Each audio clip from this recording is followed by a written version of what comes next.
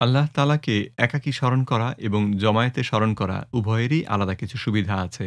আপনি যখন একা বসে আল্লাহ সুবহানাহু ওয়া তাআলাকে স্মরণ করেন, ফেরেশতাগণ এসে আপনার সাথে যোগ দেবেন। কিন্তু তাতে আপনার মনোযোগের কোনো কমতি হবে না। বরং ঐকান্তিকতা আরও বাড়বে এবং তারা আপনার ইবাদত আল্লাহর দরবারে পৌঁছে দেবেন।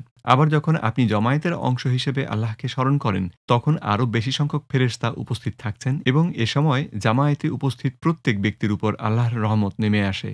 নবীজি সাল্লাল্লাহু আলাইহি ওয়াসাল্লাম একবার কয়েকজন একত্রে বসে থাকা সাহাবাকে জিজ্ঞেস করলেন যে তারা কতক্ষণ যাবৎ একসাথে বসেছিলেন। সাহাবাগণ এ প্রশ্নে খানিকটা শঙ্কিত বোধ করলেন। ওনাদের আশ্বস্ত করার জন্যে নবীজি সাল্লাল্লাহু আলাইহি ওয়াসাল্লাম তখন বললেন, ভয়ের কিছু নেই। আমি এটা জিজ্ঞেস করলাম কারণ জিবরিল আলাইহিস সালাম মাত্রই আমাকে এসে বললেন যে আল্লাহ আপনাদের নিয়ে ফেরেশতাদের সামনে গর্ব করছেন।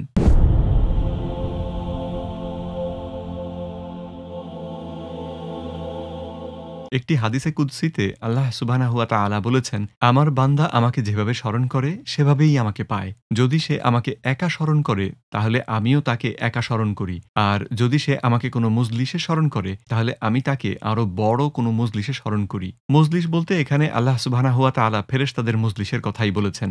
অর্থাৎ উভয় প্রক্রিয়ায়ই আল্লাহকে স্মরণ করার আলাদা পুরস্কার আছে। তাই দুরকমভাবেই আল্লাহকে স্মরণ করার ব্যাপারে আমাদের মনোযোগ দেওয়া উচিত। নবীজি সাল্লাল্লাহু আলাইহি ওয়াসাল্লাম জমায়েত বলতে কোনো নির্দিষ্ট দোয়া মাহফিল বা কোরআন তিলাওয়াত মাহফিল বা জ্ঞান চর্চার জমায়েতের মধ্যে সীমাবদ্ধ করে দেননি। বরং তিনি সাল্লাল্লাহু আলাইহি ওয়াসাল্লাম বলেছেন যে যখনই মানুষ আল্লাহ সুবহানাহু ওয়া তাআলাকে স্মরণ করার জন্য জমায়েত হয়, তখনই ফেরেশতাগণ তাদের চারপাশে অবস্থান নেন এবং তাদের উপর রহমত ও প্রশান্তি বর্ষিত হয়। ফেরেশতাগণ জামায়াতের চারপাশে তাদের ডানা মেলে ধরেন এবং এই ডানা যখন আল্লাহ সুবহানাহু ওয়া তাআলার পর্যন্ত পৌঁছায়, তখন আল্লাহ গর্বের সাথে এই মানুষদের কথা ফেরেশতাদের কাছে বলতে থাকেন।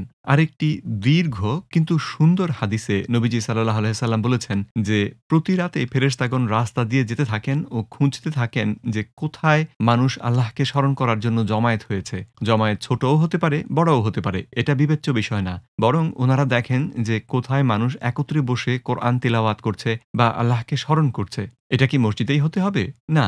মানুষ যে কোনো স্থানেই একত্রিত হয়ে আল্লাহকে স্মরণ করতে পারে। আল্লাহর নৈকট্য অর্জনের জন্য জ্ঞানচর্চা বা কোরআন তিলাওয়াত করতে পারে। খুঁজতে খুঁজতে কোনো ফেরেশতা যদি এরকম কোনো জমায়েতের দেখা পান, তখন তিনি অন্য ফেরেশতাদের ডেকে বলেন, হালুম্মু ইলাহা জাতিকুম, অর্থাৎ আপনারা যা খুঁজছেন আমি তার সন্ধান পেয়েছি, দেখে যান সবাই।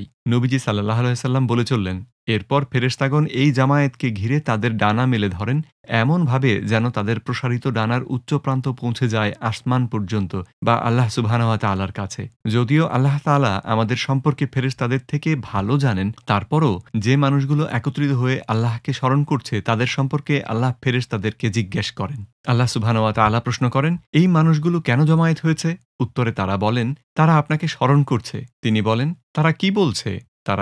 তারা বলছে সুবহানাল্লাহ, আলহামদুলিল্লাহ, লা ইলাহা ইল্লাল্লাহ, আল্লাহু আকবার। তারা আপনাকে স্মরণ করছে, আপনার প্রশংসা গাইছে, আপনাকে জানার চেষ্টা করছে। তিনি বলেন, তারা কি চায়? তারা বলে, তারা জান্নাত চায়। আল্লাহ বলেন, তারা কি জান্নাত দেখেছে?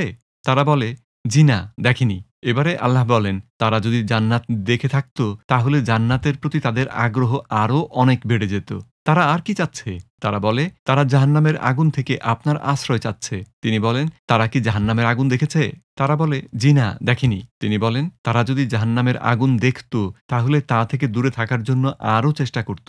জাহান্নামকে এড়ানোর জন্যে তারা আরও অনেক সক্রিয় হতো। এরপর সেই জামায়াত পরিবেষ্টনকারী সকল ফেরেশতাগণকে লক্ষ্য করে আল্লাহ সুবহানাহু ওয়া তাআলা বলেন, তোমরা সাক্ষী থাকো যে জমায়েত হওয়া এই মানুষগুলোকে আমি ক্ষমা করে দিলাম। কোনো ফেরেশতা তখন হয়তো কোনো লোককে দেখিয়ে বলেন, হে আল্লাহ, ওই লোকটি কিন্তু আপনাকে স্মরণ করতে আসেনি। তার এক বন্ধু তাকে টেনে এনেছে, অথবা অনুষ্ঠানের সামাজিকতা রক্ষার জন্য এসেছে। আপনার প্রতি একনিষ্ঠ টানে বা আপনাকে খুশি করতে আসেনি। আল্লাহ সুবহানাহু ওয়া তাআলা তখন বলেন, লা ইয়াশকা বিহিম জারিসুহুম, অর্থাৎ এই জামায়াতের কেউই আমার ক্ষমা থেকে বঞ্চিত হবে না। এই ছিল সেই হাদিস। এ থেকে দেখতেই পাচ্ছেন আল্লাহকে স্মরণ করার এই জমায়েতে উপস্থিত সবাই এর সুফল পাবেন। এমনকি যারা অন্য কোনো কারণে এসেছেন তারাও বাদ যাবেন না। এজন্যেই আমি বলি যে যদিও অনলাইনের জগৎ হয়তো অনেক বিশাল ও চমকপ্রদ, এখানে একে অপরের সাথে যোগাযোগ করা এবং শেখা অনেক সহজ, কিন্তু তারপরেও ধর্মীয় মাহফিলের যে বরকত তার সাথে কোনো তুলনাই চলে না। জমায়েতে শরিক হয়ে ফেরেশতাদের দ্বারা পরিবেষ্টিত হবার যে পুরস্কার, অনলাইন কার্যকলাপের পুরস্কারের সাথে তার তুলনাই হয় না। সুতরাং কোনো ধর্মীয় জমায়েতে যাওয়ার সুযোগ আসলে তা লুফে নিন। হতে পারে সেটি খুবই সাধারণ কোনো স্থানীয় একটি মহফিল, হতে পারে সেখানকার ইমাম সাহেব বা বক্তার আপনি খুব একটা ভক্ত না, হতে পারে আপনি অনলাইনেই আরও ভালো শেখেন। কিন্তু তারপরেও সেখানে যান, যেন জমায়েতের বরকত, ফেরেশতাদের ডানার ছায়া আর আল্লাহ সুবহানাহু ওয়া তাআলার ক্ষমা ও সন্তুষ্টি অর্জন করতে পারেন। পাশাপাশি আল্লাহ সুবহানাহু ওয়া তাআলার প্রতিশ্রুত পুরস্কারের সাথে আরও পেতে পারেন জমায়েতের উপর নেমে আসা প্রশান্তির স্বাদ, কিংবা আরও কিছু পুরস্কার যা আপনার জন্য অপেক্ষা করে থাকবে জান্নাতে।